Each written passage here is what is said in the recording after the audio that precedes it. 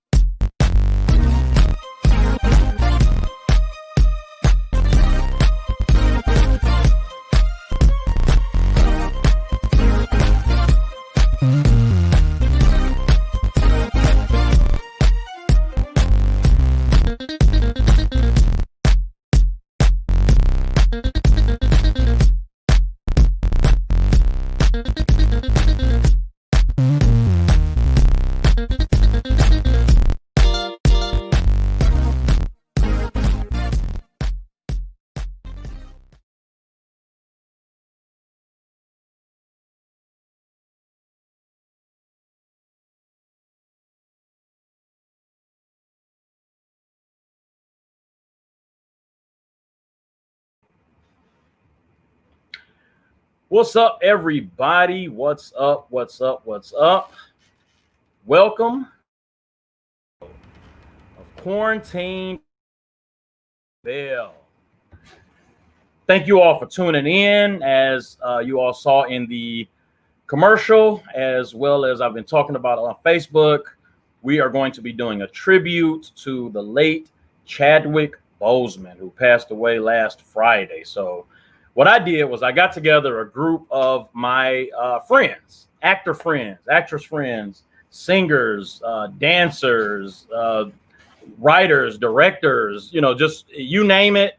And I got them together as many as I could. Some of them weren't able to come on, but I think I have a really good lineup of friends that are going to come on and just have some words about the life of Chadwick Boseman, what he's done for us. So if you could just hit that share button just to get this out. So we want to make sure that everyone gets the opportunity to hear what these awesome men and women have to say. We have some actors that have been doing this for many, many years. We have some that are just starting out, that are still in college, that are learning this craft. So I'm excited, and I do believe that it's going to be a phenomenal show. Again, it was so sad to hear that on Friday, August the 28th, Chadwick Boseman passed away. And I remember Friday night, I was sitting at home with my wife and my son, and we were just kind of chilling. And my mother-in-law called, and we put her on speaker, and she said, the Black Panther died. And I, it caught me off guard. And I just was like, wait, what? And I cannot tell you how much I was hoping and praying that she was wrong about that one. And I began to look it up, and unfortunately he did pass. And, just learning over the course of those next few days, how strong he was and how much he, kept it to himself, because he didn't want to disappoint his fans. And, he didn't want to, look a certain way to his fans. He had an image to uphold, and he did his job with dignity. So again, I have several people here tonight that are going to come on, and I have a few clips that I want to play. And I do want to make sure that I give this disclaimer. I do not own the rights to the clips. I am giving credit for the clips that I got off of YouTube. I have to say that for my YouTube audience. So again, we're here to honor the late, great Chadwick Boseman, who played many iconic roles, from James Brown to Thurgood Marshall to Jackie Robinson, and of course Black Panther, and many more roles that he played. But those are the ones that really jump out, especially the three historical figures that he played to perfection. John Jones is an actor, and a lot of times during the comedy show, Eric will throw at him some impressions, and he'll imitate James Brown. And I'm going to ask John when he comes on, how did Chadwick do playing James Brown? But before we do, I just wanted to give, and a lot of people already know this. I know a lot of clips have been going for or whatnot, but there was a person that was very, very instrumental in Chadwick getting to where he was in his career. And I just want to play this clip. There is no Black Panther without Denzel Washington. What about the most recent that you can think of that made you cry? Black Panther, I shed a tear. I didn't have money to pay for this. Imagine receiving a letter that your tuition for that summer was paid for. And I've basically been holding this secret my whole career. When I came back, I got a beneficiary letter, and it said Denzel Washington paid for you. And I was like, what? I didn't know him. Felicia Richard was helping kids, and she called different people, and she called me, and I said, yeah, I'll sponsor wherever. And she said, well, you're sponsoring, or he called to thank me. And what'd you say to him? He was like, well, I haven't met you yet. And I said, yeah, I got to tell you something. You pay for me to go to school. He said, oh, so that's why I'm here. You owe me money. Okay, Chad, I want my money back. I went to the premiere for Black Panther here in New York, and I saw Ryan Coogler and Chad. He said, I just wanted to thank you for paying. I said, yeah, that's why I'm here. I'm not here to see that. I'm not here. I like the movie Black Panther, yeah, Wakanda forever, but where's my money? And the 40 years I've been in this game came back to me. I said, man, look at these young boys, man. And I actually just started, I was like, whew. Sydney to now, and I'm in the gap, and me and many others are in the gap. But it was like, man, I felt like the third leg of the relay race. Like, yeah, go. Yeah. Now I ran behind them. I'm still running, but I was like, man, they gone. They're gone.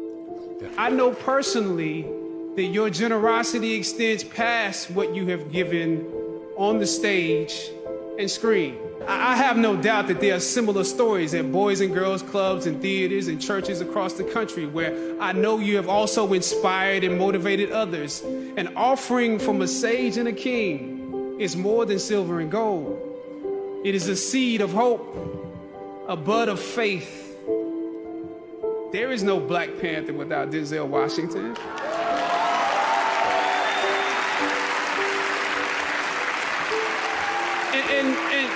And not just because of me, but my whole cast, that generation stands on your shoulders. The daily battles won, the 1,000 territories gained, the many sacrifices you made for the culture on film sets through your career, the things you refused to compromise along the way, laid the blueprints for us to follow. And so now, let he who has watered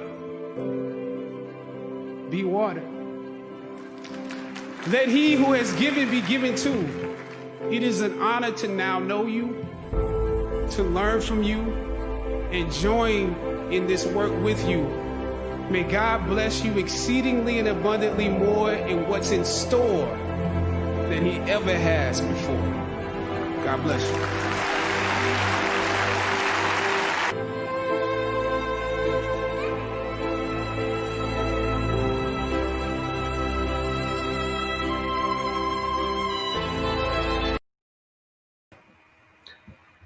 Yeah, such an honor to be able to present Denzel Washington with the award. That was going on there. He was getting the Lifetime Achievement Award, and the very emotional time. Denzel had tears in his eyes, and I can imagine now what he's going through.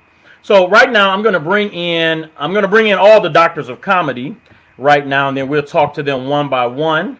So Eric L. Walker, John C. Jones, Steve White, and Renato Marshall.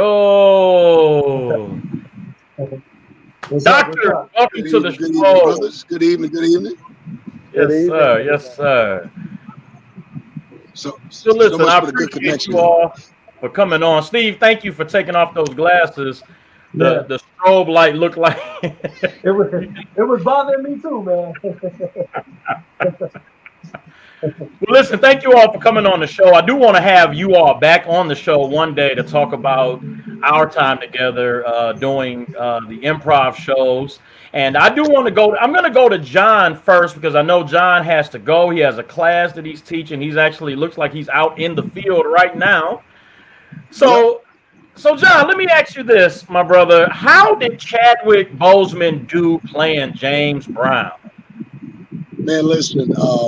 The very fact that a brother almost 6 foot tall is able to make us forget that James Brown was about 5'6" is a testament to that brother's acting.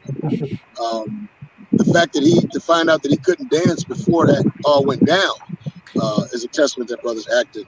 And what I loved about it was, while most people, the focus is on how James would talk and it was hard to understand him, Chadwick made him understandable, but yet still captured that flavor. Yeah, and I really was super impressed with it. I watched Get Out, man, must have been 10 times before it left the theaters, and probably another 20 or so after that. I was super impressed with his work in that. The brother's just phenomenal. So let me ask you this, John. Without cussing, what was your initial response when you got the news that Mr. Boseman had passed away? Man, I was, I'm gonna tell you, it was surreal to me. The first thing I do, because you hear a lot on social media about stars passing, and it's usually just somebody coming up with some hype to get the internet stirred. So the first thing I do is I go and I Google it, and I see what news outlets are covering it. And when I saw about 5 or 6 of them had it, my heart just kind of dropped, and I was trying to just make sense of it because it was just rough. to think that that the brother was going through, and this began to hit me that every time I see him in a movie, I would see him get smaller and smaller. In the Five Bloods, and I don't want to get a bunch of backlash for this, but in the Five Bloods, he was so smart. I'm watching the movie and like, man, this guy looks like Chester Cheetah, because all he had was his head and his little body, and I didn't know that he was going through this. And just the very fact of him being able to pull that shoot off at 105 degrees heat in Thailand, carrying in backpacks, and I kept thinking about the actors being as old as they were, having to carry them backpacks filled with food through them. And I think about my back, my sciatic, and all the other issues that I deal with, and I was amazed for them. But to know this brother's in the last stages of cancer, and you don't know it. His performance didn't say it. His demeanor didn't say it. There was nothing about him that would tell you that he was going through it. He was just doing it silently, suffering in silence, man. That's a soldier for you. It was surreal for me, and it really made me think about the reality of what I call reality of mortality, to where you recognize that we're gonna leave here. Bottom line. So what do you do with the time that you have while you're here? And when you think about how much he did in that short period of time, you begin to realize. I used to have a poem that talked about flames that burn fast never last too long. You think about all the things that he did in that little period of time, you begin to realize he had a lot to do, and so he got it done. The fallacy that we live with is the thought that we're going to be here tomorrow. We have no idea as to what's coming, and so we put off things that we should have done today or yesterday. We put them off to tomorrow, and tomorrow never comes. So it was a reality check for me. Yeah. So John, before I let you go, just real briefly, how important is it for Black men to make sure that we're getting checked out and eating right and just changing our habits? I recently, everybody, just want you to know, I started the JC Jones boot camp diet plan. I haven't done the workouts yet, but I have started the diet plan, change of diet and everything. And in the last month, I've lost 10 pounds. So I truly thank God for that. And I know if I had been doing the workouts, it probably would have been double that. But John, how important is it for us as Black men to make sure that we're getting our checkups and taking care of ourselves? Man, listen, it is absolutely critical. This young man was in great shape, and whatever happened to him, it came about him and it came upon him. And you got to realize, if he was in great shape and wound up with this, what happens to somebody who is eating McDonald's every day, who's eating Burger King every day, and all these other things, or constantly partaking in processed foods and that, and not paying attention? What happens is you're a ticking time bomb. And we don't realize is, and the whole thing around Belle Isle with the memorial, that those are mostly Black faces. There were very few faces of people that weren't of color that died during that thing on that memorial. And the reason being is we don't take the time to take care of ourselves. We don't take the time to get the checkups. You got to know what's going on with it. It's like your car. When your car is pinging or is making strange sounds, it's not just singing a dance tune. Yeah. All right. Well, I think John got disconnected there, but I appreciate those words for sure. And I'll be honest, it's not okay. I think he's back. Let me see if he can enter in and have those few last words. Sorry about that, John. Got disconnected. Yeah, but as I was trying to say was, it's nothing. You got to take it serious. When our bodies are having aches and pains and start having shortness of breath and all that, it's telling us something. It's not just something happened by happenstance. It's saying something is wrong, and we have to take the mindset that when we know something's wrong, we're gonna go get it handled, as opposed to hoping it goes away. It's like a toothache. Your tooth starts hurting. You can put a little oral gel on it for a minute, but the longer you ignore it, the worse it gets, because it's not going away until you fix it. And that's what we have to remember is, whatever we're dealing with is not going to go away until we fix it, until we address it. So not knowing is not, ignorance ain't bliss when you wind up in the hospital, right? So we got to take care. We have to take the time, get ourselves checked out. And then I tell people this, You get one body, one. All right. With our cars, we make sure our oil gets changed. We make sure to take it in for maintenance. We make sure that we put the right gasoline in it. We make sure that all the parts are the parts that are recommended by the manufacturer, right? But I've had 14 cars in my lifetime, but I only get one of me. And we don't pay attention to what's going in. We don't pay attention to how we use our bodies. We take it for granted, and you mess around and lose it. And that's the worst thing. Like if you think about it, this young brother and what he did with his short life, that's a testament. That's a testimony. Beyond the testimony, it is a challenge for us as black men to be impactful with our lives. And we can't be impactful if we're sick. We can't be impactful if we're unable to move. We can't be impactful in a health around. All right, we have to literally take care of ourselves, make this thing serious, and live a life that would impact somebody else and make them better. I saw a kid today, and I'm gonna get out of here.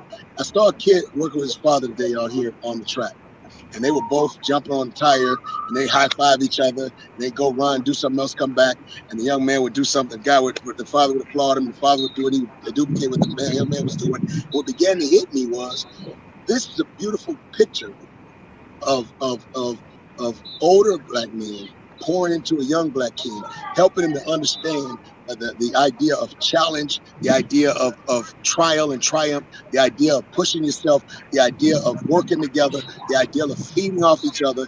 And when we begin to do that, we can have some more Black Panthers. That Black Panther, and I'm going to say this, I got to get out your way. That Black Panther was an amazing, amazing thing because it gave us a hero that not only looked like us, but a hero that didn't actually come from abject poverty, a hero that had control, that had a mindset, that had a plan and a purpose. And even with that, had powerful sisters working with him, helping to build him up where he was low, where he was needed, and helping to make great things happen with him. Phenomenal idea. I love it. I love Chadwick Boseman. I love what he did. It's inspiring to me. And while we're in an environment where we can actually do a lot of what he did, I'd love to get back at it and just make just a 1,000 of an impact of what he did in his short life. Yeah. So, John, how can people get in contact with you? Before you go, how can people get in contact with you? Well, right here on Facebook, official JC Jones Bootcamp fan page, and then also on Instagram, JC Jones _bootcamp. And then call me 313-522-1089. We're going to reopen on the 13th, with the restrictions and that. So class sizes will be limited, but I can't wait. We've been out here at Oak Park. Some great things have happened. Some people have lost some weight, come off some medications, even at that. And I'm excited about this fall and beginning to now have a lot of optimism going forward because it's shed light on what needs to be. It's shed light on how important it is for us to take care of ourselves. And I think some folk got the message. So we're going to look forward to great things. Brothers, I'm going to say this, I got to get out. We need to do something. We need to do something because this is a phenomenal thing. And it's too much talent, too many gifts between us not to be out here making an impact at whatever level we can. Love y'all, man. Love you too, brother. Thank you so much. Good seeing you, brother. Love you, man. All right, John. Be blessed. All right. So my next guest is the founder, the writer, the director, the producer of ELW Productions. Many of you all saw many of the comedy shows we did. We did the Men of Improv, the Doctors of Comedy. We had some awesome, amazing runs. So Eric Walker, welcome to the show, my brother. Thank you. Glad to be here. Good. Listen, man. So you have twins. How old are they? 13. 13-year-old. You have a boy and you have a girl. Amazing young man and young woman. What type of influence did Black Panther have on you, or even just Mr. Boseman in general have on you as the father of young Black children? I would say I'm gonna go to the movie. When I took my kids to see Black Panther, how they were enamored. I'm sorry, Eric, we're having a little hard time hearing you. Can you hear me now? Yes, sir. I said when I took the kids to the movie and how enamored they were with because a lot of times when you see the superhero movies, it's not a lot of majority people of color. And so Mm-hmm. with Black Panther, it was a great majority of people of color, and it wasn't, like John said, it wasn't like it was like a poverty-stricken type character. He was intelligent.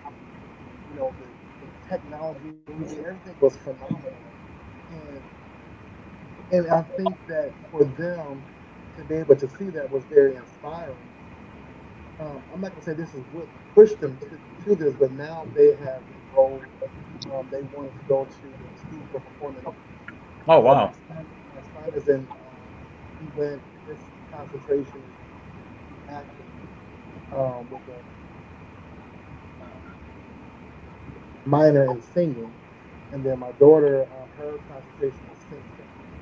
And Wow. and so they're now in high school, which is Georgia. We started school already, so they're in high school for performing arts. And the other day I was out here working, and my son came and he said, "Well, Daddy, can I come out here because Annette is having vocal lessons in the room, and I have to do a monologue with her." And so he comes out here with his laptop, and his monologue was from Raising in the Sun, and just the fact that he chose Raising in the Sun as his monologue, and to watch him execute the monologue flawlessly, it just Mm. encouraged me as I am a performer by nature. I've been doing this for a long time. I'm not really performing now, but then to watch my children then like take the torch on and actually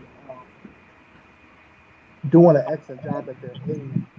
And with Chadwick Boseman, it was for me. I don't follow a lot of actors, um, but after finding out of his passing, so you start reading about his life, and one thing that just kept coming up to me is there's no excuses. You can't Mm. play the victim. Yeah, and that's one of the things that I teach my children. There's no excuses. You always think to be excellent at everything that you do every time. And so they always say, well, we're not perfect. I understand that you're not perfect, but perfect practice makes perfect. So as long as you continue to practice perfection, you'll reach it.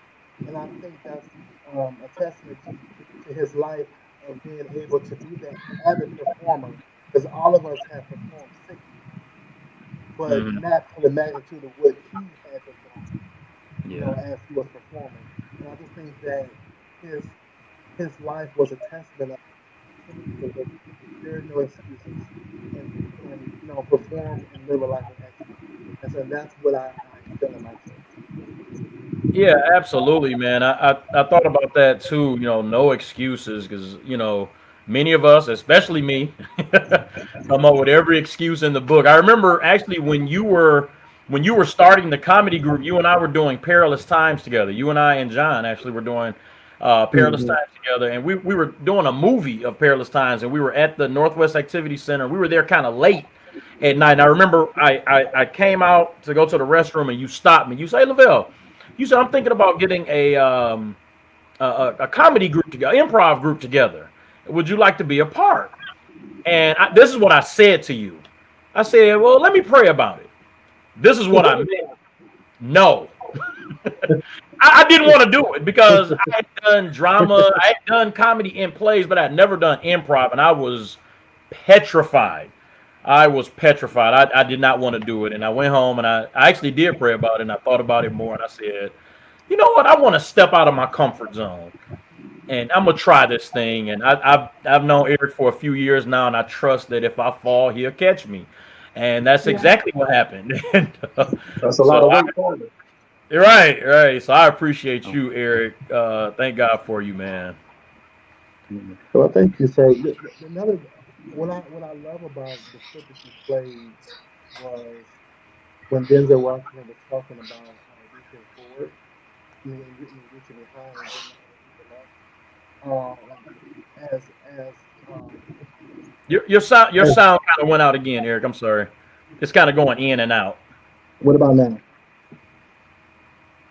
Nope.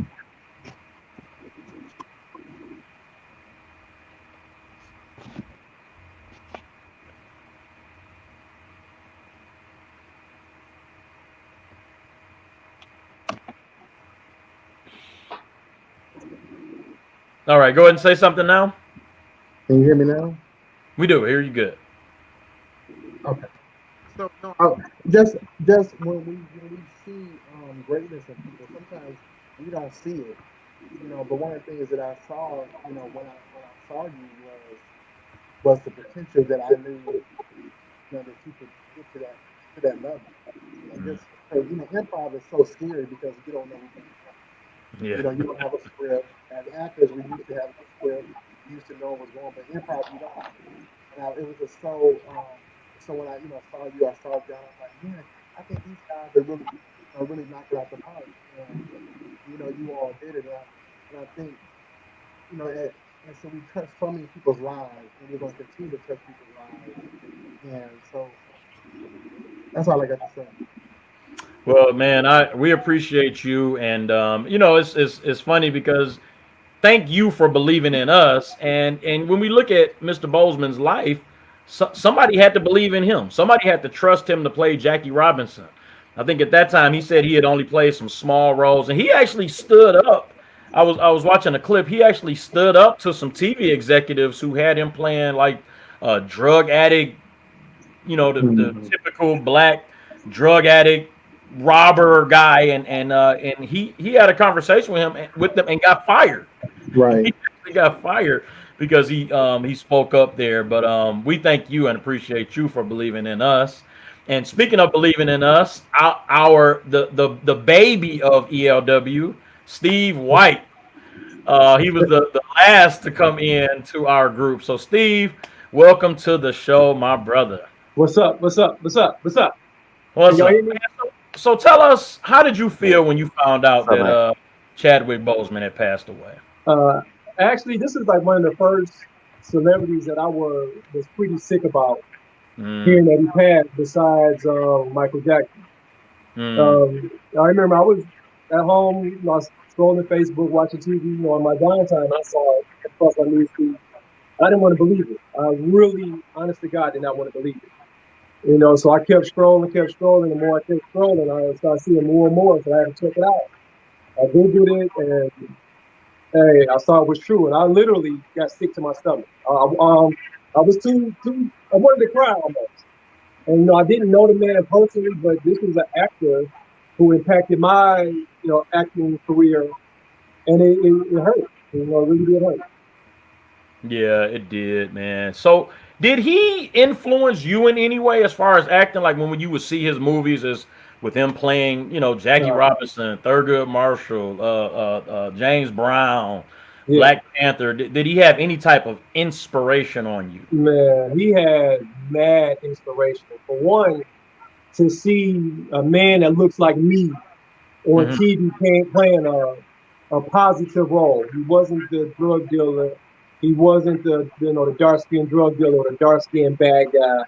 He wasn't all the negative things that they put on TV with black men to show whatever. It was great seeing a guy that was playing positive roles, doing his thing and acting, doing a phenomenal job, playing those characters. Yeah. Secondly, it touches you in a way that you see somebody that looks like you doing that. You're like, man, I can see myself doing it. I can see myself playing, the life of Idris Elba or whatnot. So, I mean, he added mad inspiration, to my acting career and whatnot. Yeah. It's a great loss, and I agree with you.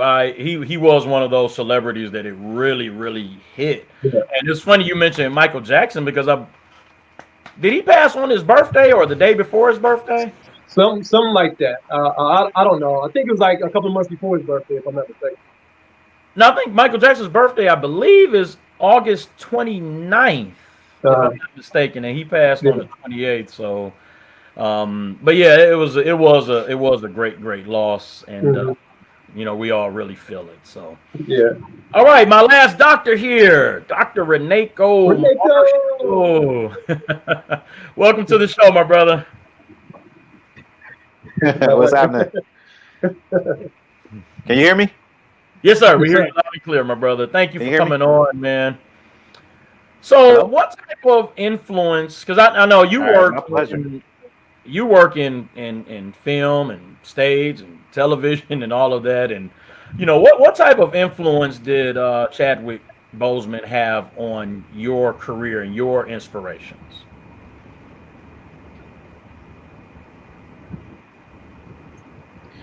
Well, there's a lot of things that I appreciated about him and his career.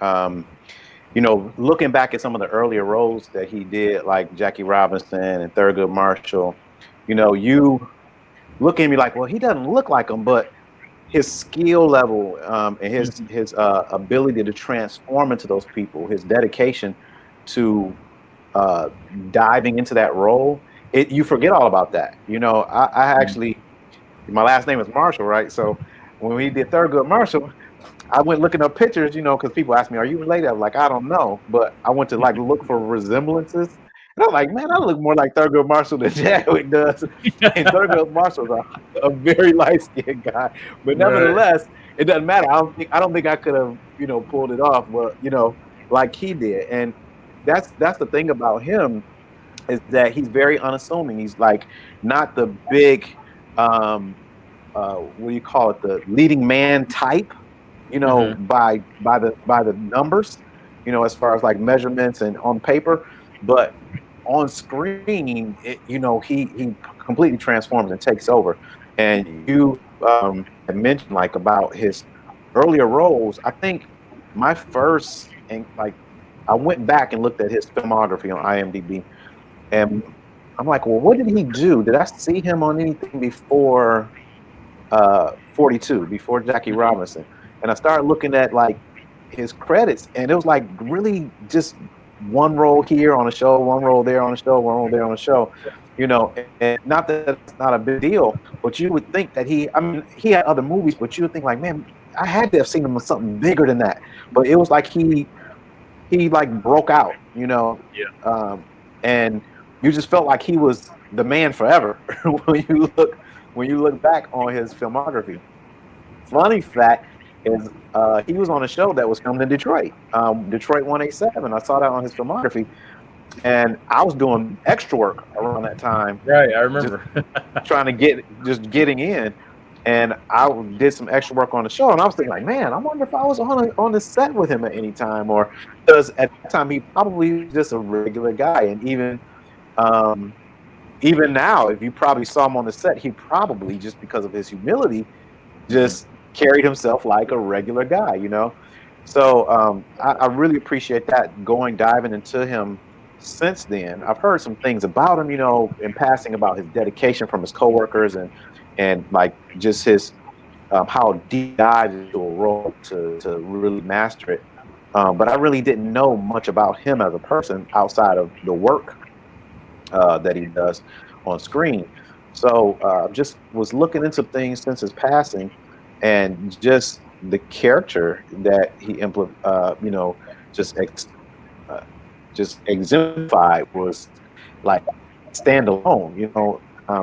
I think you had mentioned one of the stories he talked about getting fired from the soap opera, Hmm. and he said that was his first job. He was pretty much a starving student, just getting out of school, and he went on one of his first auditions and got the role. It was a recurring role. He had praise from the producers, and it was like, man, I'm here. I've arrived, but he felt accountable. As you said, the role was, it's a stereotypical, you know, black youth in trouble on drugs, but gangbanger type thing, and he felt like, man, I don't know how I feel about this, because it didn't really give any depth to that character. It was like it's just a stereotypical guy, and he felt like, they really didn't do much to humanize him. And so after he had filmed uh, a few shows, he was in front of the producer, and they were just saying, "Man, we want to keep you around for a long time. We appreciate you done a bang up job. If there's anything you need, let us know." So he was like, "All right, okay." Well, let me tell you. Let me tell you. The character, I have a couple questions about the character. Where's his father? Oh, well, he left a long time ago. Okay, well, I don't want to tell his story for him because he does a wonderful job. But the father wasn't there, the mother wasn't there, the boy didn't have any prospects, and he was just saying, well, he said they were like, well, maybe we could connect you with the writers, and see what we can do about that. And he was like, okay, great. I feel good. He was like, man, the next episode, he felt like it was his best because he didn't have that pressure and that kind of cloud over his head about playing this role. They fired him. Wow. Like, so Wow. he, his accountability to his community meant more than a 6-figure paycheck right out the gate and not struggling anymore. So that speaks to his character. And, so that stands up and stands out to me more learning about him now, and the fact that his legacy, and you hear about these things about him now that we are actually looking into who he was as a human being. It's like, man, he has made a great impact quietly. His coworkers know, his co-stars knew, but most of us didn't. So he has made a huge impact quietly, and I think the seed that he sowed is going to flourish and bloom and grow in his wake, in his passing and his legacy. So I really appreciate about that, just his presence, his range, being present in the moment. And I would recommend anybody who has not heard the commencement address and where he told that story. He's an alumni of Howard University. So at his commencement address, he was brought back to give the commencement address, and he tells the story, and it's really a masterpiece, almost like a sermon. Not that he's hooping or anything, but the life that you get out of what he was saying, and how relevant it is to not just actors, not just college graduates, but anyone, because he's dealing with the struggles that we all face and different struggles we face in life, and what that means as a person who has a hope in God that he mentioned, a hope in the purpose that he or any of us have been created for. So, I mean, just a remarkable man. And it's sad that he is now finally the #1 trending person or, in his industry, but just I want to look more into him, but I can't say enough, about who this man was. So. And I'll say this. I know you all got to go. I'm gonna let you all go, but I do want to say this, Reneko. You actually remind me a lot of him with your work ethic. You can. My wife and I'll be watching TV sometimes, and you're on a commercial here. Exactly. Like Reneko's just popping up a casino commercial, a toilet paper commercial, whatever. Cussing on the side.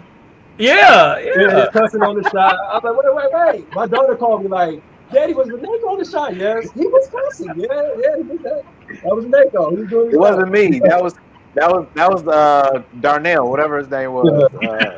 Don't forget Family Feud. We enjoyed him on Family Feud for what, 3 episodes? 4, right? So, yeah. Yes, sir. So God has been good. I've been fortunate to leech off of some people with influence. That's what's up. Like Eric Walker over there, hanging on to him, hanging on Lavell. It's been, and not to say that you guys have not been busy and don't have accomplishments and credits of your own. Steve is the man you love to hate on stage. You see behind no matter me. what You see what's behind me. No matter what he was like, he is Michael B. Jordan from Black Panther. Like, ooh, I know he ain't good for me, but ooh. All right. He's so good. Doctors, listen, thank you all so much for coming on the show to honor Mr. Boseman.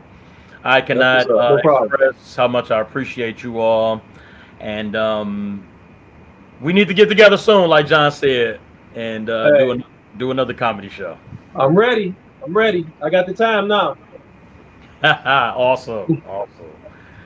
All right, brothers. Thank you. No and I will problem. be talking to you all soon. All right, y'all. Be My safe. pleasure. All righty. All right, now. Thanks, Lavell. See you guys. Oh, thank you, brother. All right, everybody. I have another clip I'm going to play here, and then we are going to hear from Henri Franklin. I call him a veteran actor, and I don't mean that in the sense that he's old. He's younger than I am. I'm definitely not old, but he has been acting for a long, long time, and we're going to bring him in. And excuse me, in just for me, I would say, they're two little kids, Ian and Taylor, who recently passed from cancer, and throughout our filming, I was communicating with them, knowing that they were both terminal, and what they said to me is, and their parents said, they're trying to hold on till this movie comes. And for me, I would say, they're two little kids, Ian and Taylor, who recently passed from cancer, and throughout our filming, I was communicating with them, knowing that they were both terminal, and what they said to me is, and their parents said, they're trying to hold on till this movie comes. And to a certain degree, you hear them say that, and you're like, wow, that's like, I gotta get up and go to the gym. I gotta get up and go to work. I gotta learn these lines. I gotta work on this accent. Seeing how devoted all of my castmates are, and knowing that will be something meaningful to them. But it's, to a certain degree, it's a humbling experience, because you're like, this can't mean that much to them, But seeing how the world has taken us on, seeing how the movement is, how it's taken on a life of its own, I realized that they anticipated something great. And I think back now to a kid, and just, waiting for Christmas to come, waiting for my birthday to come, waiting for a toy that I was going to get a chance to experience, or a video game. I did live life waiting for those moments. And so it put me back in the mind of being a kid, just to experience those two little boys' anticipation of this movie. And when I found out that they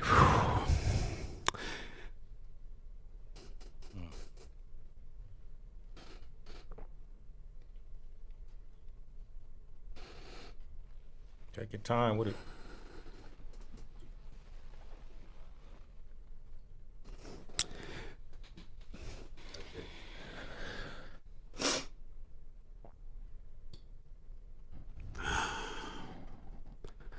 Yeah, it means a lot. It means a lot. Yeah, so, wow, I'm sorry. I watched that clip several times, but it's very, very emotional, especially knowing that while he was visiting these kids and worrying about them and concerned about them, that he was battling cancer as well. So, again, Chadwick Boseman passed away last Friday, and we just wanted to do this tribute episode to him. So I'm going to bring in my good friend, phenomenal actor. I call him a veteran actor.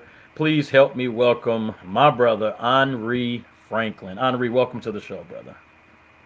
Man, how you gonna bring me in after that clip, bro? Listen.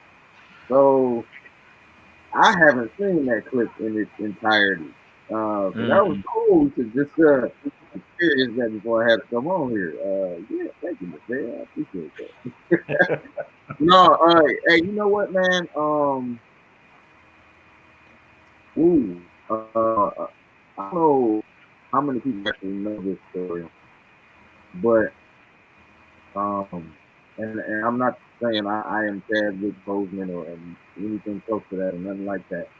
But my mom took me to go see Lion King at the Detroit Opera House. Okay. First time I saw it, and they start the show bringing animals down the aisle. Wow. And I'm watching it, and I'm like, wow, man, this is dope. But I'm gonna tell you what had the greatest effect on me as an actor. I looked to my right, and I saw two little kids looking at the animals, and the faces they had was pure amazement, and it was pure believability. And I literally said out of my mouth, I stopped watching the show and I watched them. Wow. And I went, I want to do that to everybody who watches it. So that clip, that's a hitter, boy. That's a hitter. That's a hitter. Yeah. I mean, just to think what he was going through and how much other people meant to him. It's a sacrifice. Yeah. You know, so I mean, wow. I mean, it's amazing. But you tell us about his influence on you. I know you have young children who are in the arts as well. I know at least one particularly is in the arts. I've got a chance to do a play with your son, and so how did it feel taking your children to the movies to see Black Panther? Listen, you know, it was, I don't know who was more excited, myself or them. Honestly, it might have been me, man. And I have to say that because have you ever realized you lack something only when you experienced it for the first time? That's what that was for me. Wow. I didn't realize I lacked seeing a person of color in that light until I saw it. And then not just person, people. Like when I watched them fly into Wakanda the first time, it was like, whoa. You know what I'm saying? The technology, the wealth, you know. And then when you watch the ceremony of when he had the fight in Baku the first time, and you saw all of these different tribes and these different colors and these different people, and you know they were dancing, singing. They didn't look like robbers. They didn't look like thieves. They didn't look like thugs. They didn't look like all of these things that Hollywood has painted us and portrayed us for so long. You know what I'm saying? I'm not gonna lie, bro. When I watched it, I teared up several times. Yeah. And I didn't, and that's why I say I didn't know I lacked that until I had it. It's like you ever eat a fruit or a vegetable and you kind of feel your body go, oh yeah, more. I need that. I need more of that. Literally, that was my experience when I watched Black Panther. It was like, dude, like this brother he's smart, he's witty, he's wealthy, he got swag, he's taking care of his people. The women in his life not only support him, but they build him up. They believe in him. They're pushing him. They're relying on him, and he's doing the same for them. And dog, to see his little sister, to see Shuri, dog, I was like, yeah, bro. And listen, let me say this. Let me be the. I don't know if I'm going to be the first to say this, but I'm going to claim my answer. Okay. I would love for Marvel to have her succeed him, but in this fashion. They market it where they don't reveal who the new Black Panther is. And they start the movie with a super dog dope fight scene that's nuts, that's crazy, that got mad technology. And then after the fight is over, she take the mask off and we see her. Wow. Bro, listen. The tears and the claps in that movie theater, I would pay for that like 3-4 times.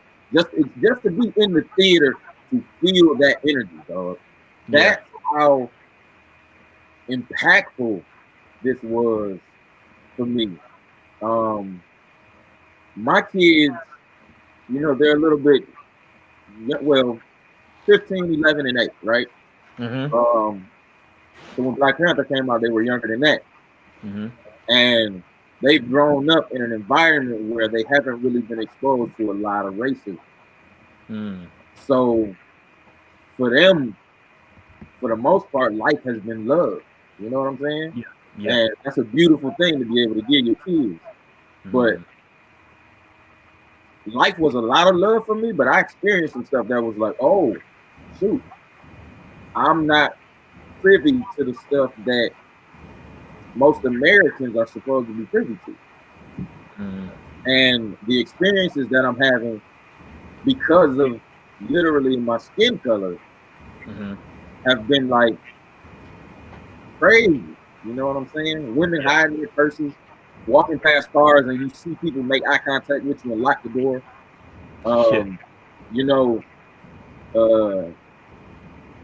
Being in I was in a Foot Locker one time, and a lady left her purse, and I'm looking at some shoes, and she walked up, she grabbed the purse, and she looked at me like this, and I stopped her. I was like, man, why you do that? She's like, huh? I was like, why'd you look at me like that? Like I was gonna steal your purse. She was like, oh, I didn't. I said, yes, you did. I was like, the funny part is, I might have more money in my wallet than you have in your purse. So you really need to watch how you treat people. Yeah, absolutely. So it's listen, man, to look on a screen and see like almost like a Black James Bond. You know what I'm saying? Like it was nasty. It was the impact still is a blessing to me, and I'm grateful for that brother for taking on the role and playing it. I'm grateful for everyone in that film. I think it was phenomenally cast. Phenomenally done. And what a lot of people don't know or don't realize that they know is that really good stories have empathy, fear, and catharsis. Okay. Empathy, fear, and catharsis. You get the empathy for the main character when you go home with them. When you experience them as a human, doing human things with other humans. That's when you go, okay, I can relate to this person. You get the fear when somebody comes along that either wants to kill them, harm them, challenge them, hurt them, something. That's when we watching it and we're like, oh, shoot. Oh, you know what I'm saying? So when he fought M'Baku with no powers, it was like, oh, dog. And then when he fought Killmonger, it was like, yeah, right. I'm done. You know what I'm saying? But the catharsis was felt. The relief from that fear was felt. When you saw him walk over that machine and he had his arms out like this, and I know it's fake. I'm watching this knowing this is not real, dog. But the little kid in me was like, yes. And that, bro, goes back to those two little kids I saw at the Opera House. And again, it reaffirms to me that everything I do, I want people to watch and be touched. But not only that, to continue to do what I've been doing off camera with people in their lives and just trying to be encouraging and be a blessing, dog. Like it's no reason for us to hate. It's no reason for us to leave opportunities and don't tell people about opportunities. Like it's enough out here for all of us to shine and eat in the destiny that God has for us. You know what I'm saying? And I thoroughly believe that. So I try to leave a positive imprint on everybody I touch. Now, does that always happen? Maybe not. Maybe, sometimes some things don't necessarily go that way. But for the most part, you know what I'm saying? It's you don't know how you are affecting somebody else by what you're doing. So, yeah. I, let me say this real quick, Henri. we both went to Wayne State. You graduated before I did. I had been acting for a little while before I decided to just go to college and get my degree.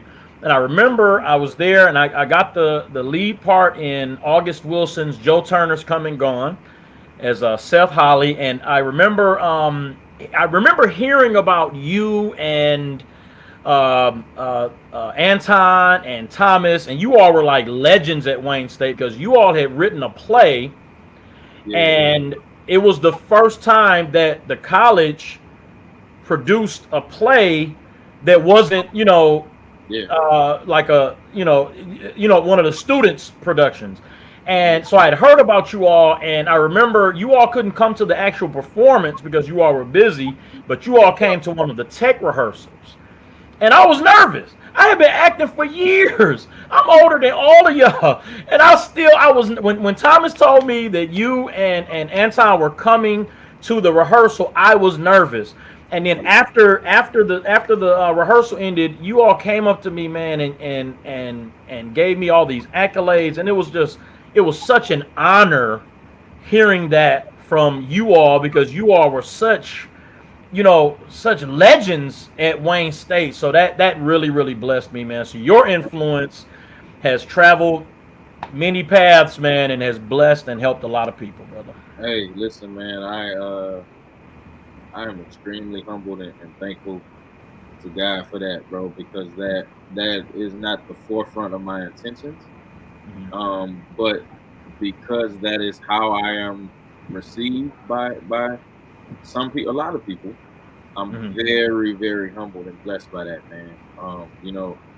Thomas and I worked really hard working on that play and writing that play, and for Wayne to buy that from us and produce it, it was historic. It absolutely was historic. And Anton swept through that department, leaving his legacy like crazy as well. You know what I'm saying? But listen, man, it's game recognize game, real recognize real, ballers recognize ballers, players recognize players, however you want to say it, man. It is what it is. But when I watched you, I was like, no, dog got it, dog cold, crisp, and sweet with it. And it has been my honor to know you and the work that you and it's been an absolute privilege, man. And it's so here's kind of the bittersweet thing. I think it's very important that we do give each other our roses while we can smell them. Because that's a blessing. It really, really is. It's a blessing to know that everything you struggle with, because people look at it and think it's just easy. No, dog. Everything that you struggle with, God is blessing you for it. You know what I'm saying? And blessing others through what you have done. So I think it's very important to give each other roses while we can smell them. But it's also very important that we build each other up and we support each other. You know what I'm saying? And I can say that you have done that since I have met you, and I really, really appreciate that. And seeing all of these videos, Chadwick did that as well. You know, yes, one of the things that I think also was really dope about Black Panther was it showed this character being strong, but it also showed him being vulnerable, which is factual reality for all humans. A lot of the time in society, we get taught as Black men, don't cry. Yeah, you got to be hard. Somebody grin you at the light, you grin them back. You know what I'm saying? You're kind of a punk if you say good morning or hello to people. Like, where are we getting these standards? You know what I'm saying? If you're not calling your women I'm not gonna cuss on yourself. If you're not calling them a B or an H, you know what I'm saying? You're not gangster. You know what I'm saying? Like, where we getting these standards from? And Black Panther didn't do that. There was no B's or H's in Black Panthers, dog. It was all queens and princesses, dog. They were loved and supported and appreciated, dude. Yes, and in turn, they gave that feminine energy back to that masculine male. You know what I'm saying? And then the balance was just awesome, you know? Yeah, so it's a lot in that film. And to this day, I can't lie. As much as I love the film, it's hard for me to watch when I see him getting beat up, even though I know what's gonna happen. Right. So that's a testament to how much I believed it and how much empathy I had for that character. You see people on the news all the time. You see stories when people getting killed or real tragic stuff happening. You just go, dang, that's messed up. Change the channel. You know why? Because you didn't have no empathy for that person. You weren't connected to that person. But if that same story came on and it was your cousin, your brother, or your auntie, it hit you different. That's what made Black Panther so captivating, dog. Like, I don't know if I really got African in me. I'm not sure. I don't. I really don't know. You know what I'm saying? I know I'm mixed with a lot of stuff. I don't know what part African and where, what portion and what from and all of that. Right. I watched that story. I was in that mode like, oh yeah, no, we are in here today. This is what is happening now. That's right. This family here. You don't care what you say. You can say what you want to me, but I am here. Henri, thank you so much, man, for joining me today. I appreciate those words, and I really hope Marvel takes you up on your proposal there to have Fury to be. I think that would be that would be like super cool. Oh, it'll be fire. It'll be. I would pay for that like 4 times. Right. Just to see it. Yeah, dog. Yes, sir. Thank you, my brother. Thank you. All right, God bless you, man. Appreciate you. Man, you and your family. Love it. Hey, man. So you just heard from Henri Franklin. Franklin giving a awesome tribute to Chadwick Boseman. I have 3 more guests that I'm going to bring on. So let's hear it from a female perspective. Everybody's talking a lot about how the they have very strong females in the production as well, and which was really awesome to see on film. So let's bring in a friend of mine. We had the opportunity to do Perilous Times together. I wasn't in Dear Future Husband, but my wife and I went to go see it. We went to see it because my best friend Steve was in it, and Latia was the actual star of the show. So I just want to welcome her to the show, Miss Latia Davis. Welcome. Hi. Thank you so much for having me. I appreciate it. Thank you. Absolutely. Thank you for being here. Listen, what did it mean to you to go to see Black Panther? And we'll talk a little bit about Chadwick in just a minute. But to see the strong Black female characters, and as Henri was saying, they weren't, drug dealers or, prostitutes, but to see these strong knowledge, especially like Shuri, the sister, some people say that she was smarter than Tony Stark. Tony Stark, the Iron Man, is known as probably the most knowledgeable person in the Marvel universe, but Shuri is right up there with him, if not smarter.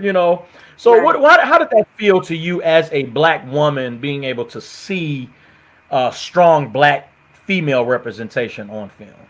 First of all, Henri, I agree about Shuri. That would be so clutch if she came and just took over. So I agree with that. Right. I'm a boy mom. So I have 2 older children. I have a 23-year-old and a 16-year-old. So it's always been about Avengers and, superheroes. So I am very much involved. Yes, I am very much involved with action-packed movies. But for me, this one was different because it showed females in a light of having authority, but not having authority in the way that demeaned the Black man. It was just amazing. We were able to be authoritative, but also, like Henri said, bring that femininity back to the role of a woman who was strong. And we didn't have to portray ourselves as being brute, but at the same time, like, no, we're not taking that. We're putting our foot down. We're going to take up for him. And as a Black woman, we don't see that a lot. We are being portrayed as the B's and the, H's and the prostitutes and just doing things that don't bring glory, one, to our culture and just to us as a woman. You know, being a woman who's I'm still new to the game. I've done plays and been in movies, but I'm still new and I'm learning a lot. I've actually took Henri's class and it was amazing. Plug Awesome. there. But being a part dear future husband and then trying to relate this to seeing the woman, that role being strong, it kind of made me feel like, not that I wasn't okay being a strong Black woman, but it made me be okay with the fact that I am in this industry and it's okay to be strong and play strong roles. And I don't have to go after the roles like, well, I'm just going to, take this role, but actually be okay to go and try to audition for those roles, but not slight myself because of the confidence that we have in other, particular arenas, if that's, understandable. So, just to be able to have Siri and be like, she was my sister. Like I connect with her because she was like, "Ooh, what are those?" And it kind of brought like the camaraderie, like that they were like real brother and sister, and it was just amazing to have such strong presence. And then for the role of the other women, to see just like, even with the age of the women that were there, it was just amazing because the one older lady, I forget her name, but that was like her first time, being there, her first time acting. And she received that role, just on the whim, and she had to learn the dialect. So even with that, seeing that movie made me want to perfect my craft a little bit more, because she had to learn, even at 83 something years, she had to learn an entirely new dialect, which helped me to understand that I can do it too. Absolutely. We never stop. And I think that's one of the things that I learned, particularly from Chadwick Boseman. Don't stop. Keep going. Like Eric Walker said, no excuses. We have to keep going. And I didn't know that. I know exactly who you're talking about. She was the head of one of the tribes. Yes. I didn't know that was like one of her first time acting, and she nailed it. That's awesome. I thought she was just a veteran actress that, Yeah. So that's awesome to hear. But yeah, I think that's one thing that we learned from Chadwick Boseman is to, just keep pressing. We never, as actors and actresses, we never stop learning. The minute, and people always ask me, do you still get nervous going on stage? I said every single time. Every time. The time where I don't get nervous going on stage is the time where I'm going to consider stopping and quitting and giving it up. Because I don't want to ever take it for granted. When I walk on stage, it's a different audience. I have to give them a different vibe. They're giving different vibes out, and I still have to do my job. Right. Yeah. So how did his life, like I know he, Thurgood Marshall, Jackie Robinson, James Brown, Black Panther. The last movie I saw him in was 21 Bridges. I didn't get a chance to see the Five Bloods yet on Netflix, but 21 Bridges, another great movie where he played a strong role going up against corrupt cops. So how does his life inspire you as an actress? We only learned that he had cancer. He learned he had it 4 years ago. We don't know if he had it previous to that 4 years. As an actor, reading and watching what he did, knowing that he had that, totally amazes me. It lets me know that no matter what, he was still hireable, even with this disease. And it wasn't because he had the disease. It was because of his work ethic. So no matter what he looked like on the outside, it was his work ethic that kept him working. Yeah. And as an actress, as an actor, I want to strive to be like that. You know, like I said, I'm new to the game. You guys have been in this for a long time, but just to watch him and watch you all, it kind of brings it home to be like, okay, there's some things that I need to do differently. There's some, because I'm sure that there were times where he showed up to set and he was in major pain, that he was not feeling his best. And I'm sure that his circle knew that he was not fine. And even his cast and his supporting actors, maybe they knew, maybe they didn't. But I'm sure that there were times where he was weak, but they still stepped up to the plate and say, like, hey, okay, I'm sure that they encouraged him. But just to see him be able to play the mess out of these other lives, he had to study. He had to, you know, go in depth and read about their lives and, you know, basically take on their persona to become the actual person to make you believe it. So I'm sure that even during the times where he had to study his script and walk in these other people's shoes, that he was not feeling well. So who am I to not read my script? Who am I to not, you know, perfect my craft or read up on the type of character that I need to audition for? Or who am I? Now, it just took a new meaning to learn your craft, perfect your craft, know what it is that you want and the role that it is that you're going for, or the role that you're seeking for. Just be better in who you're playing, be better in what you're doing.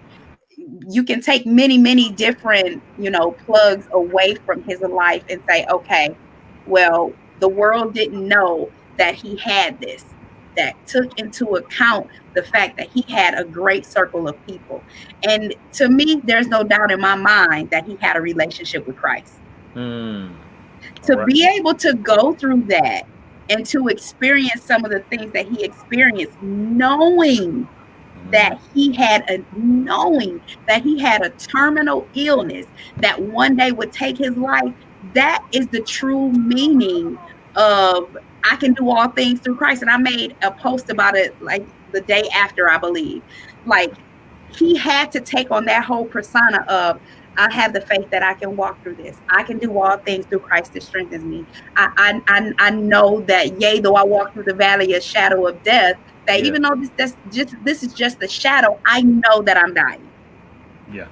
That just blows my mind. We have a hangnail and it hurts. Right. Yeah. It's funny you mentioned I can do all things through Christ. We've been doing a study on the book of Philippians, and just to learn that the Apostle Paul was in prison. Yes. And you know, it wasn't this particular time in that book, but you know, he was facing his last when he wrote to Timothy. He said, you know, my time is almost up. I'm about to be offered up, and he knew he had to get those last things out of him. And I think that we have to be very careful to make sure that we don't take to the grave the gifts that God gave us. Die empty. Even after he was diagnosed, he did 9 more movies. Wow. After he was diagnosed. Physical movies too. Yes, they weren't just like sitting at desk like, no, he was chopping and, you know, just doing everything. So it just, his death, I actually did shed a tear. I did, because it was like watching my superhero, you know, pass away. Yeah. So, yeah. Well, Latia, thank you so much for joining me today. Thank you. And thank you for those beautiful words, and they were very inspiring. So thank you so much. Thank you so much for having me. I really appreciate it. Absolutely. All right, everybody, I have 2 more guests, and I have a couple more clips. So right before we bring my brother DeLorean in, I have another clip that I want to show that I think you all enjoy. I know the last one kind of almost made us cry, but I think this one bring a little bit of joy to you. I thought this was really good. Take a step on this, Mark, and whenever you're ready, go ahead and tell Chadwick what he and the movie mean to you. Darren here. Just want to say thank you so much for making Black Panther.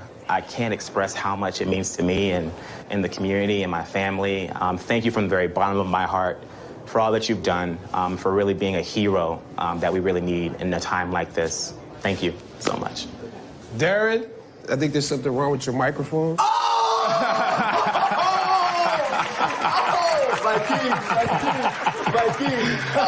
my God.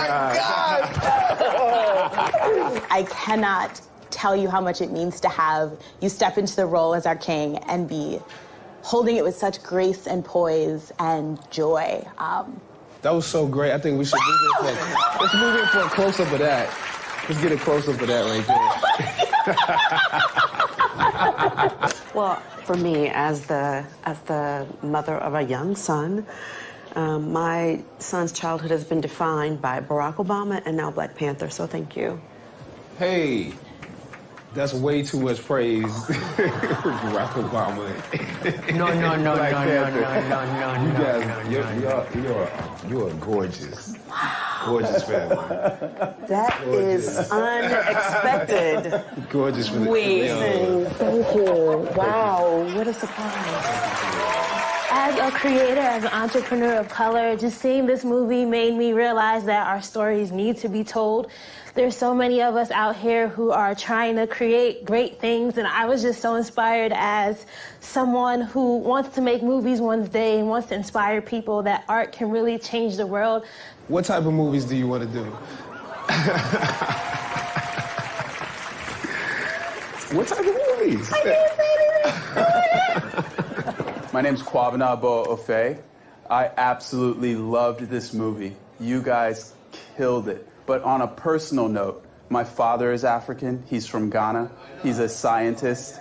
My mother, my sisters, brilliant African-American women. So basically everything that represents me was honored in this movie. I've seen the movie twice in theaters already and once on bootleg. It was incredible. Thank you. Wait, you gonna bootleg my movie? Come on, Kwabanabo Ofe. And you got my whole name right. H, you know, I am a Howard University student, and that is your alma mater. I am so very proud to say that a bison is T'Challa, the Black Panther. Seriously, when you made your big scene, when you came out, I shed a tear. It was a big deal for me and my friends, and definitely Howard University. So I just want to say thank you so much for showing us that there are avenues for us. Ain't you? I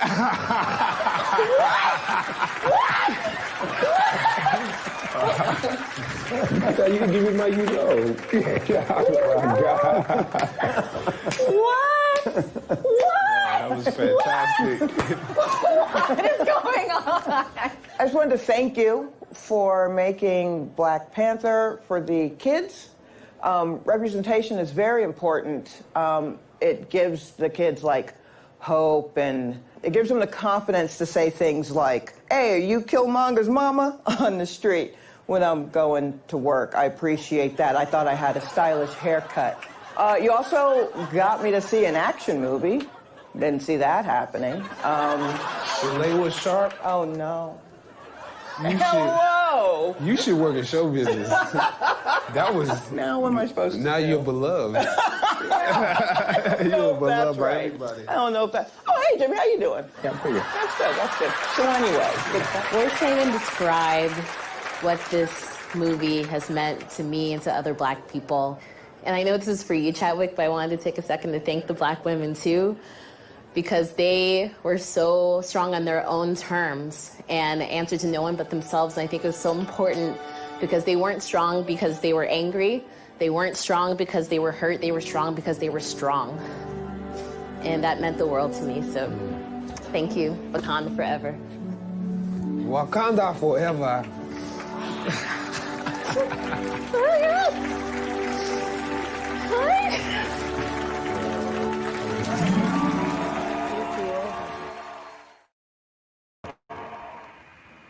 That definitely put a smile on my face, and it actually reminded me of my next guest, my brother DeLorean Cotton. What's up, man?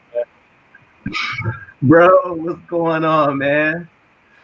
Brother, Oh listen, man, that clip reminded me. It actually reminded me of. It seems like something you would do.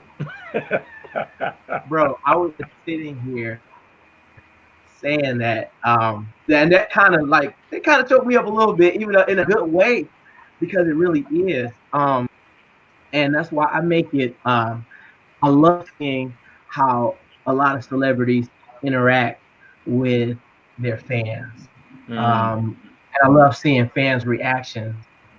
Um, and the crazy thing is, they don't have to do it, but those that do it, um, I have and I look at it like this, and we worked on a lot of projects together, and some of which I've done background work, and some of which I was the lead. And one thing about me is that, and I had to pray, like, God, when I get to that place that you want me to be at, something we got to work, because I'm too much of a people person to have to be surrounded by security. And like, I love people, but not only that, people who genuinely support you and in your craft and believe in you. So anytime I'm doing a production, I'm always moving with the cast, with the crew, with if somebody wants to take a picture, I'm there in the midst. You will never see me off to the side. You'll never see me um, acting like I'm too good to talk to anybody else in the cast. Dude, I haven't changed my phone number since I had a cell phone, which is over 20 years. You see what I'm saying? And I don't plan on changing it. You know, the higher that I get, or the further that I go in my career.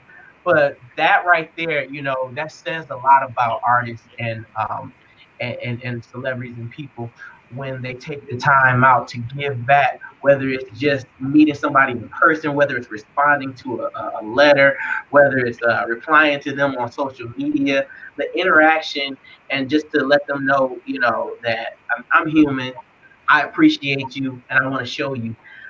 That speaks volumes for people, and I especially. am. Yeah, I'm a witness for sure, man. We'll do Perilous Times or whatever. Like you said, we've done many shows together, and I'll be up in the dressing room trying to take something off so I can run out to see the audience, and it never fails. Somebody say, "Where's DeLorean?" Where do you think DeLorean is? He's out there with the people, So I definitely can attest to that, man. But listen, so just give me your thoughts on Chadwick. Like, how did you feel when you found out that he passed? Like his work ethic, and just talk a little bit about that. Bro, I said a bad word. I said a bad word. And it was, it was so unbelievable because 2020 has been a heavy hitter. And I think it started, with Kobe. Man. And anybody knows me, know that I'm a diehard Kobe fan. So to take blow after blow and then Chad, it's like, oh my gosh, I didn't believe it at first. But the thing about it is, there's a lot of qualities that Dad had that, sometimes I feel like I possess. And one of the ones is that he was soft spoken. He wasn't this, oh, I'm, this macho man and I'm Hollywood, I'm the body, Right. I'm the arrogant, I'm the conceited. He was very soft spoken, Yeah. but yet he commanded your attention. And he was well respected. And you know how a lot of times they say, wasn't it James Brown who said, you talking loud, but you ain't saying nothing? So like the loudest person in the room is the one that, has, that doesn't really have anything. The person with the loudest bark, they don't have no bite. But it's the one that's quiet. It's the one that is humble, that's well respected. And I truly respected him. And I I snuck in the movie theater to see James Brown. I was in Canada.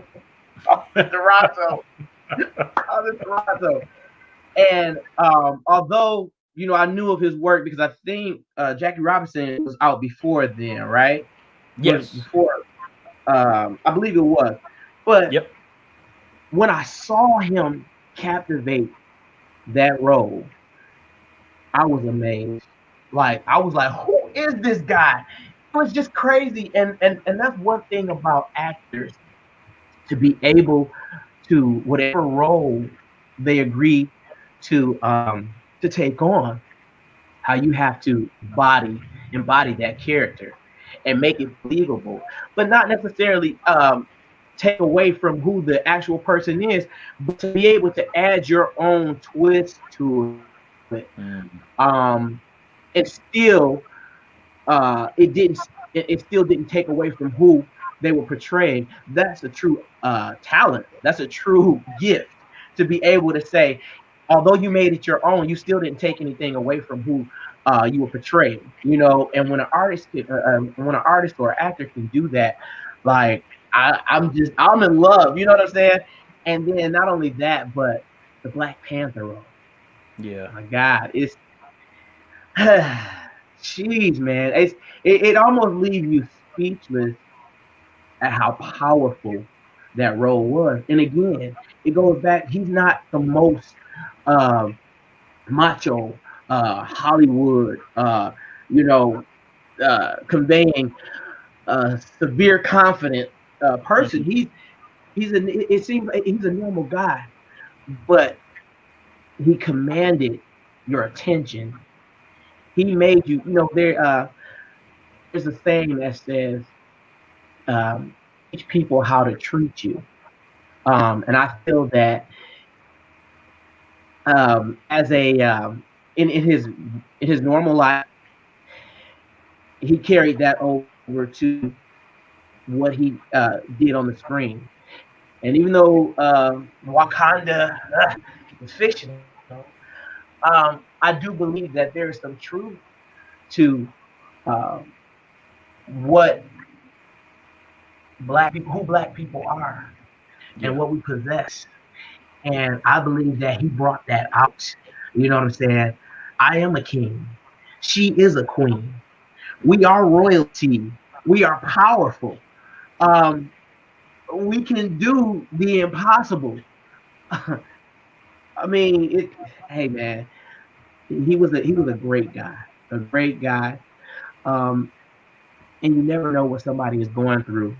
He was a real life superhero. Yeah. And when I think about it, I think about how he probably came to set and he put his cape on. He did what he had to do. He saved the day. And then when the day was over, he got off set and he took off his cape and he had to go through the unthinkable. The one thing that people may have never want to experience. And from my understanding, with what his condition is, there's a lot with that. I think you have I think it's called the complete bag that has to be changed, chemotherapy or radiation, whatever he had to go through, and he still persevered. He still pushed through it all just to give us what we wanted.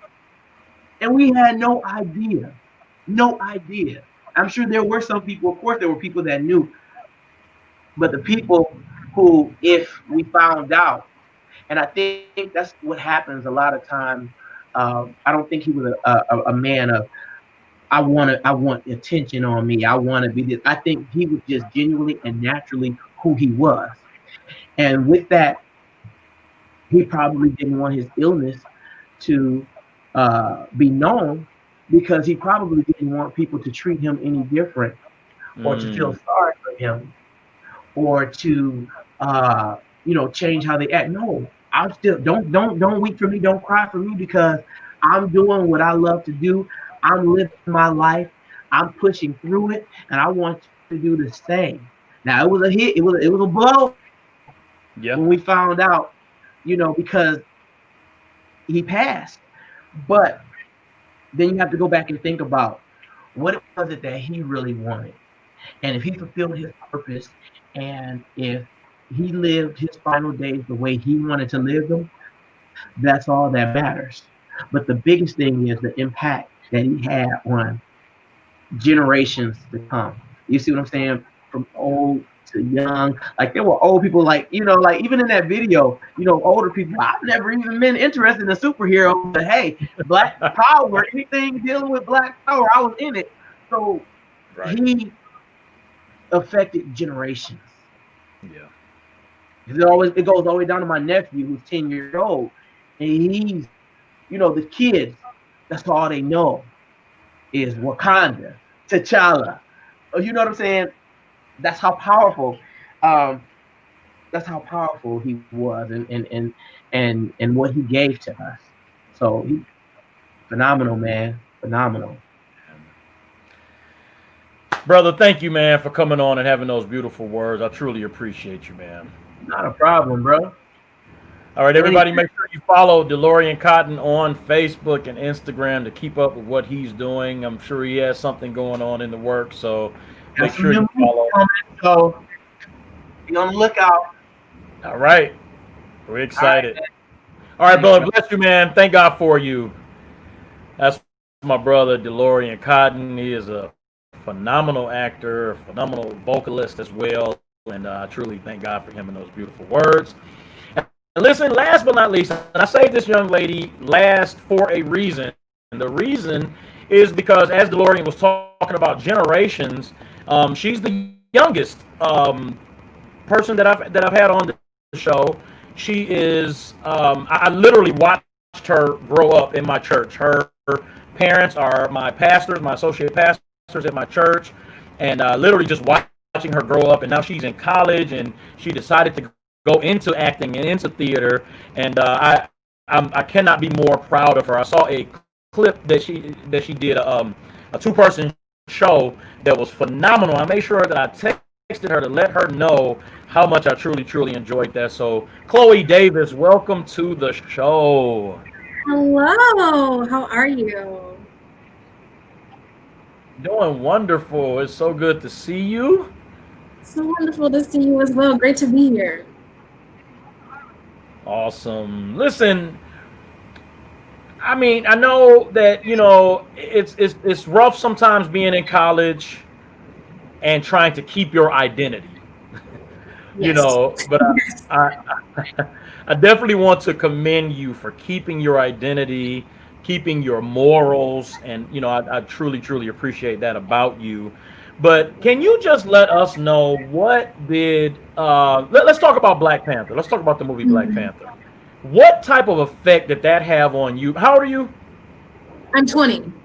You're 20, so that means you were 18 when that movie came out. Yes. What did it mean to you as an 18-year-old? I believe at that time you were probably on your way to college. And what did that mean? What did it mean for you to see a movie?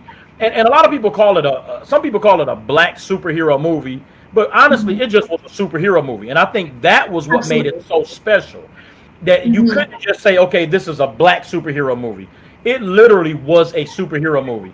That movie, besides Avengers, Infinity War, and Endgame, it's the highest grossing Marvel movie ever. It outgrossed Thor and Hulk and Iron Man and Captain America. It's the high, you know. So there was something there that people needed to see.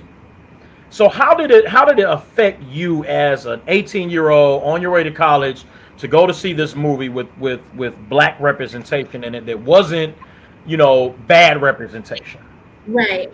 Absolutely, the number one thing that Black Panther did for me. I'm a huge superhero comic book nerd person, so that made me really happy. I was like, oh my God, there are superheroes that look like me. People are gonna be mad at me for this. I never heard of Black Panther until they were like, oh, we're gonna have a Black Panther Marvel movie. Never heard of it. I only knew about the originals. So like Superman, Batman, Iron Man, Hulk. I only knew about the original characters. Yeah. So the fact that there were multiple characters in the Black Panther universe, so T'Challa, Shuri, what is the name of what is the Night Good Eyes character? The women army. Yeah. I cannot remember the name for the life, but the Dora Milaje. That's what they're called. The Dora Milaje. The absolute power and strength that they had, and they didn't have to be strong for anyone else. They were strong for themselves. They didn't have to push through and persevere to pull people out of the dirt. No, they were doing that on their own account, which is something that is not shown a lot in terms of Black women and being a Black woman within America, and being a Black woman, just period. So it was really great to see that. As a young artist, it was definitely beneficial for me to see people who look like me, who are shaped like me, who have my skin tone, who have my body type, who are just powerful and can do all of these things and do them flawlessly. It's been a trend, and it's gotten better, but there has been a trend, and as you got the panelists and you have all talked about throughout this entire podcast, has been you have the prostitutes and the drug dealers and the people who are on the street corner. And it's like that is not the only thing that is a part of our story. We were kings, we were queens, we are scientists, we're mathematicians. Like slavery and bondage and just mental illness is not the only thing that is connected to our story. Right. We were born kings and queens. So that was great to see and inspirational for me. I didn't have to just play the welfare person, right. Which is something that as people have tried to label on me being a Black actress, like, no, I can be a superhero. I can be an attorney. I can be an agent. I can be a spy. Like, you don't have to put me in a box. I define what my own box is.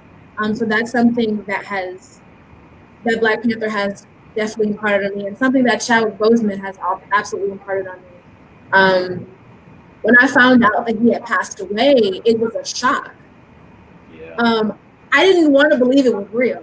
I was on the phone with my friends. We were having a great time chopping it up, and then two of my homeboys called me and was like, Chadwick Boseman is dead. There's no way this is real. With COVID, with Kobe, with everything that's going on in the Black community and how we're fighting for our rights, a matriarch of our community has passed on. This isn't real. This is absolutely not real. So it's unfortunate that he has gone on so soon, but in my opinion, I think that we can, even though his death is unfortunate, we can put it in a positive light where it teaches us that we can't take life, we can't take our passion, we can't take life's purpose for granted. You have to be prayerful, you have to be steadfast in learning who you are and who God has called you to be, so that you can impart knowledge, you can impart wisdom, and you can share the gospel of Jesus Christ with the world. So, you know, when our late pastor, the late Apostle V.B. Washington, passed, right before he passed, he preached a series that lasted about 3 months, and it was called "Finish Your Assignment." And at that time, none of us knew that he was sick, that he was, about to leave us. Right. But looking back on that, it's like, wow, what a testament to know, that you're dying, but you still have to get this out of you.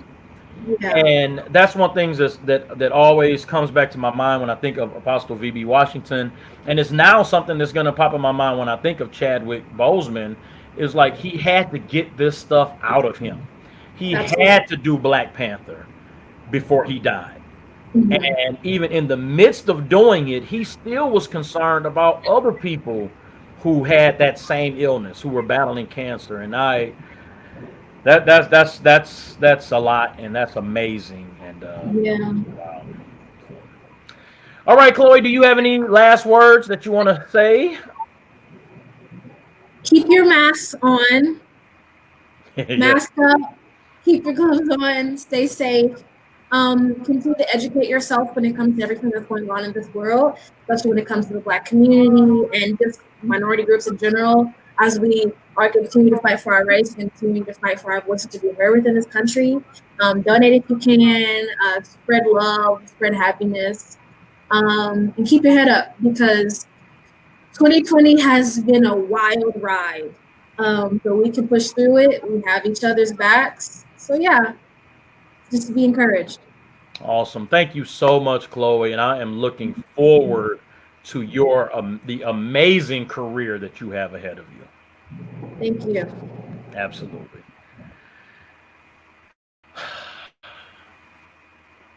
Wow. You know, as I think back on the life of Chadwick Boseman, a very young man who seemingly left us too soon. The thing that keeps popping in my head is we never know when we're leaving here. We have to be prepared. We never know. So I just want to encourage anybody out there that's watching that if you have not accepted Jesus Christ into your life, you don't know how much time you have. A year ago, no one, a few months ago, no one could have told me that Chadwick Boseman, the phenomenal actor, was going to be dead before September hit. We never know. So I just want to encourage you out there that if you have not accepted Jesus into your heart, do so now. The Word of God says that now is the day of salvation. This is very serious.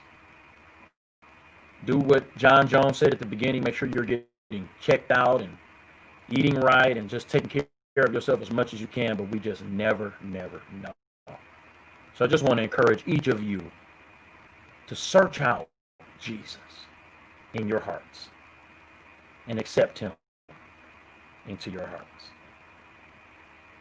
I appreciate each and every one of you for joining me on this very, very special episode honoring the late Chadwick Boseman, who passed away a little under a week ago, last Friday. Young man, 43, I believe, or 42 going on 43, or 43 going on 44. But he wasn't even 45 years old yet, and he passed away. So I appreciate you all for joining the show today. Make sure you tune in next week. We're going to be talking to Pastor Ron Daniels about the history of the church. We're going to go from the beginning of the church up until now. If you ever wondered where did all of the denominations come from and all of that, Pastor Ron is going to deal with that next week on the show. Again, thank you all so much. I definitely got to give a shout out to my lovely, lovely wife, LaKenya, and my new son, who is 2 weeks old today. He actually was born 2 weeks ago, and he was on the show. My mother-in-law told me that I have to redo the opening to make sure I have a picture of him on the opening, so I am going to do that. But I'm going to give a shout out to LaKenya and to Emmanuel, to my mom, my mother-in-law, to my uncle and aunt, everybody that's watching on YouTube, everybody watching on Facebook. Thank you all so much for all of your support for the show. I do truly appreciate it. And before we go, I did want to I'm going to show this last clip as a memorial to Mr. Boseman. But again, thank you all so much for joining, and I will see you all next week at 6:30 on Quarantined with Lavell.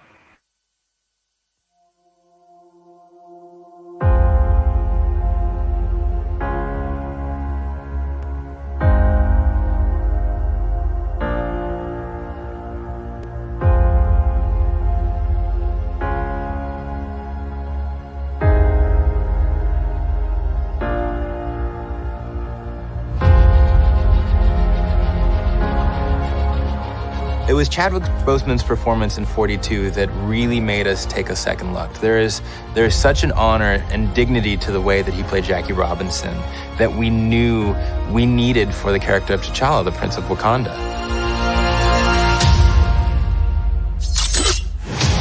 Chadwick is an amazing actor and we thought would fit perfectly with the MCU. Black Panther himself, ladies and gentlemen, Mr. Chadwick Boseman.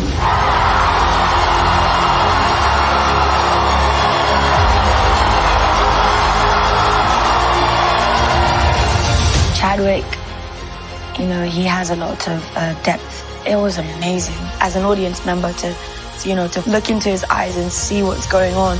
We must find a way to look after one another as if we were one single tribe. A lot of the things about the character are also true about Chad. He's very knowledgeable. He's an athlete, you know, martial artist. He's had a lot of experience playing roles that come with a lot of weight, you know. So I think he as a person, he as a guy has a lot of weight to him. I think he brings all of that stuff to the role, but not to mention that he's incredibly gifted as an actor and as a performer, and also as a storyteller in his own right. I am not king of all people. I am king of Wakanda. And it is my responsibility to make sure our people are safe. Because he is so prepared as an actor, and because his character is sort of flawless on set, it forced the other actors who had scenes with him to kind of raise their game and go, okay, this guy is not taking anything for granted. He's really leaving it all out there. So we have to keep up with him. What doesn't Chadwick bring to the character? I mean, he's regal and grounded, and he brings a gravitas to it. So all of this feeds his T'Challa, and I think he wore the crown with dignity. Ibombe! Ibombe! Ibombe! Ibombe! I've known him since I was about like 17, so I've known him for a really long time. Back in New York, he did the work, obviously. You know, I just think he did an incredible job being true to the character. Wakanda forever! I had a great time with Chadwick. Just warmth and camaraderie came into it, of course, with a great deal of respect for his previous work. So when I looked at him with proud eyes, you know, they were as mother and also as comrade and colleague and Angela. It is your time to be king. I mean, Chadwick is just a powerhouse. He really is so talented. Every single movie he's made, there's kind of this internal, almost nobility. The Black Panther has been a protector of Wakanda for generations. He's such a soulful actor and so professional, so present. He really gives so much to the other person, and he's awesome. And his presence on set, I think, kind of raises the stakes a little bit for everybody. Chadwick he's a really smart, interesting, dynamic guy, and I think he was not overwhelmed, but very surprised and somewhat taken aback by the amount of love. It ceased to become just about how well he inhabited the role and all that stuff. It's become part of our culture just as a symbol. This welcome is one of the most amazing things I've ever experienced. It's fun to watch just what it means to people. At times, in my head, I'll be like, well, what does this do for the world? Like, actually, what is it? You know, is it actually valuable in this climate? And I have to say, yes, it actually is. Not because it makes people escape. I think when done right, it gives people hope. I found that it means a lot.